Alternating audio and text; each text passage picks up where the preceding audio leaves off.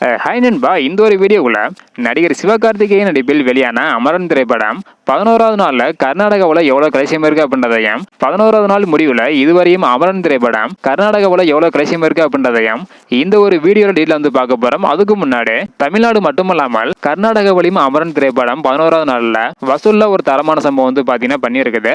So எவ்வளோ கலைசியம் இருக்குது அப்படின்றத வீடியோக்களை போய் டீட்டில் வந்து பார்த்துடலாம். இதுக்கு முன்னாடி வந்து பார்த்தீங்கன்னா தமிழகத்தில் எவ்வளோ கலைசியம் இருக்குது அப்படின்றக்கான வீடியோ நம்ம சேனலில் போட்டிருக்கிறோம்.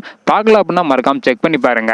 இப்போ வந்து பார்த்தீங்கன்னா கர்நாடகாவில் எவ்வளோ கலைசியம் இருக்குது அப்படின்றத டீட்டில் வந்து பார்த்துடலாம். அதாவது 11வது நாளில் 518 ஷோ வந்து போட்டிருக்காங்க.